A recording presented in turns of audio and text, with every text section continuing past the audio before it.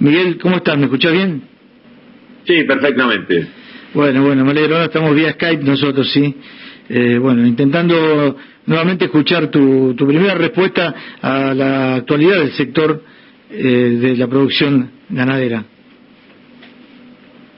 La producción ganadera está trabajando de manera normal, absolutamente normal, y la industria frigorífica está prácticamente trabajando de manera normal, con algunos problemas, con algunos frigoríficos que han tenido algún caso de coronavirus en la fábrica, y esto ha generado cierres momentáneos de algún establecimiento, pero como ustedes ven, el abastecimiento en el mercado interno es absolutamente normal.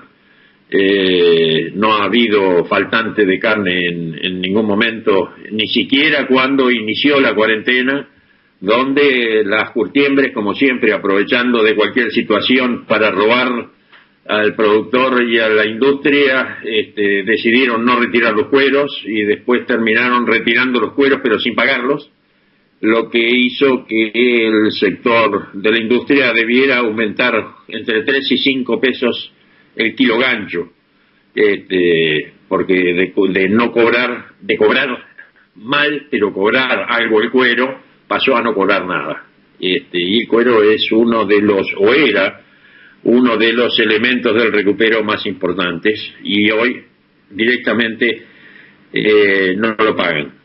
Y el no retirar el cuero genera un problema ambiental serio, porque el cuero en 4 o 5 días empieza a pudrir y entonces genera problemas ambientales serios. De todas maneras, lo que ha sufrido un poco es la exportación. En los primeros meses del año, China dejó de comprar carne porque la cuarentena llegaba a los puertos y no tenía cómo desembarcar, y estuvimos casi 60 días sin entregarle a China. Y es bueno informar a la gente que China se lleva 4 de cada 5 kilos que consumimos, ¿no? El 75% de las exportaciones la justifica China como comprador. Esto generó algunos problemas serios, algunas fábricas cerraron algunos días, hasta que lentamente China volvió a operar, y entonces hoy se trabaja más o menos de manera normal.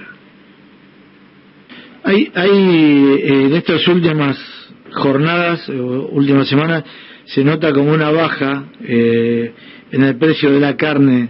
No es una baja muy significativa para el bolsillo, que está muy complicado, pero ¿a qué se debe esta baja? Y si la segunda pregunta sería si va a seguir bajando el precio, acomodándose un poco más a la realidad, ¿no? En realidad lo que ocurrió es que en el mes de marzo, a partir del cese de comercialización que dispusieron las entidades agropecuarias, hubo un aumento de precios, porque 4 días sin operar los mercados, más después 3 semanas consecutivas con 80 a 100 milímetros en prácticamente toda la pampa húmeda, dificultaron el ingreso de Hacienda a los mercados. Esto generó aumentos de precios de alrededor del 15% en el valor del vacuno, y eso se trasladó sin ninguna duda al mostrador. A pesar de que nosotros vaticinábamos que iba a caer el precio de la carne, esta caída se está dando en este momento porque al normalizarse la oferta, de ese 15%, los precios retrocedieron alrededor del 7 al 8%. Es por esto que vimos la semana pasada un trabajo del Instituto de Promoción de Carne, donde demuestra que en AMBA, es decir, la ciudad de Buenos Aires y el Gran Buenos Aires, la carne había bajado alrededor del 2,5%. Debería bajar otro 2 o 3% más para volver a ubicarse en los valores que tenía antes de estos aumentos de precio. ¿Por qué hay una... quizás no sé si ese directamente desde SICRA me lo podés responder, pero sí, seguramente, como conocés toda la cadena de comercialización, pero hay una diferencia muchas veces en los precios del kilo de carne en las carnicerías y en los supermercados. ¿Esto se debe a una solamente que compran mayor cantidad estas grandes cadenas? No, no solo eso. El supermercado usa la carne como un llamador. Uno va a comprar un kilo de asado de oferta y se termina llevando una pila que la paga más cara que en el kiosco de la esquina. Pero uno de los motivos es la política de ventas de los supermercados. Otro de los motivos, cuando aparecen esas ofertas de bife o de cuadril, de bife ancho, de bife angosto, son excedentes de exportación. Hoy Europa está en una situación muy parecida a la nuestra, tiene todo el sistema de restaurantes cerrados, y en Europa la carne se consume la carne vacuna básicamente en los restaurantes, y al no haber restaurantes abiertos, las ventas a Europa están muy demoradas, y es más, hay contratos ya cerrados con Europa que están pidiendo que no se embarquen producto de que no pueden comercializar a raíz de que todo el sistema Horeca, le decimos nosotros, hotelería, restauración y catering, están paralizados. No hay fábricas trabajando, por lo tanto el catering, que es el gran volumen de comida que se prepara, tampoco trabaja. Los restaurantes están cerrados y la hotelería también está cerrada. Entonces no hay posibilidad, y entonces hay carne en los frigoríficos exportadores que está preparada como para exportar, y entonces aparecen ofertas de carne de esos frigoríficos que, para que no se venza la carne, le están vendiendo a precios muy razonables, y esas son las ofertas que aparecen en los diarios, en las grandes superficies de supermercados. Claro, por eso es algo que es notorio, por lo menos, como bien señalabas, en la zona del área metropolitana de Buenos Aires. Otra consulta que te quería hacer puntualmente es cómo está la producción ganadera, porque durante mucho tiempo se hablaba de que se iba cayendo la cantidad de cabezas que tenía Argentina en cabezas de ganado, ¿no? ¿Cómo está en este momento ese tema? En realidad, si miramos el año 2019 contra el 2018, el stock ganadero cayó el 1%. Lo que nos preocupaba el año pasado era el enorme porcentaje de hembras que se estaba faenando. Esas hembras iban con destino a China, y en ese momento, cuando nosotros hablábamos de la posible liquidación de stock, era producto de la falta de financiamiento que hubo en los últimos meses del gobierno de Macri, tasas del 100% o encima del 100% para financiar al productor agropecuario, y el productor, muy racional, no se endeudó en esos valores, y lo que hizo fue liquidar su cajita de ahorro, que son las vacas, y entonces se vendió mucha vaca en ese momento. De todas maneras, el stock vacuno cayó, decía yo, el 1%, pero el 2% fue la caída de vacas. Esto es una pequeña liquidación de vientres, lo cual no es bueno, porque cuando tenemos menos vacas, seguramente vamos a tener menos terneros, o muy probablemente vamos a tener menos terneros.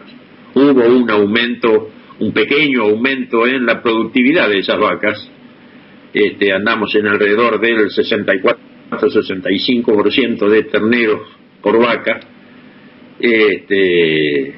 y esto nos dice que hay muchas vacas, para decirlo de manera muy gráfica, tomando sol en el campo. Es decir, una vaca que come durante todo el año y no da ternero es una vaca improductiva que no genera ningún beneficio para nadie. Miguel, ¿cómo está la relación del sector ganadero con el gobierno, porque hay medio algunos tironeos, como que hay como una guerra de algunos dirigentes contra el campo. Yo personalmente creo que el campo produce mucho y que es muy importante y hay que incentivarlo permanentemente, ¿no? Pero bueno, ¿cómo está la relación? ¿Ustedes están en contacto? ¿Es buena la relación? ¿Hay diálogo? Nosotros estamos en contacto con el Ministerio de Agricultura, pero realmente me parece que es un ministerio que hoy tiene muy poca presencia dentro del gobierno nacional. No hay soluciones para los problemas que plantea el sector. Realmente, sobre todo desde hace 60 días, no hay ningún problema que sea atendido, excepto la pandemia. Todo lo demás me parece que está esperando. Vemos que a 4 meses, 5 meses de asumido el gobierno, todavía no sabemos cuál es el plan económico y si hay un plan económico. Realmente es difícil proyectar una empresa cuando uno no sabe para qué lado va el gobierno. ¿Cuáles serían puntualmente las cuestiones que necesitarían ser atendidas desde ustedes? ¿Ustedes plantearían o plantean? En principio, retenciones. Y este gobierno reimpuso las retenciones, las sostiene y está llevando adelante una política recaudatoria muy fuerte, ingresos brutos, y ahí no es solo un problema del gobierno nacional, sino es un problema de cada uno de los gobernadores. En realidad todos los estamentos de los distintos niveles del Estado, nación, provincias y municipios, tienen una política de recaudación realmente muy fuerte. Los municipios han elevado de manera absurda todas las tasas. El gobierno de la provincia de Buenos Aires, por ejemplo, ha elevado la tasa inmobiliaria de manera muy significativa, que no tiene, cada vez se hace más difícil. Y lo más grave de todo esto, insisto, es ingresos brutos. Ingresos brutos, uno dice, bueno, es el 2%. En principio es un impuesto en cascada, es decir, cada uno que compra o que vende paga 2,5 y el eslabón siguiente paga 2,5.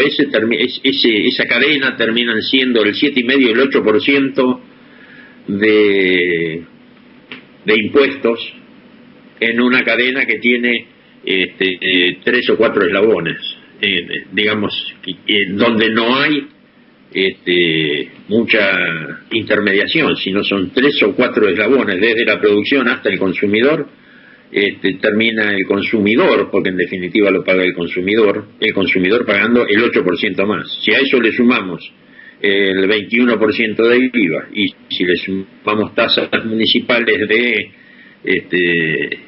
alumbrado, barrido y limpieza y además las tasas bromatológicas que le cobran a las fábricas algunos municipios, son realmente alarmantes y no estimulan la producción. Me parece que es un efecto contrario.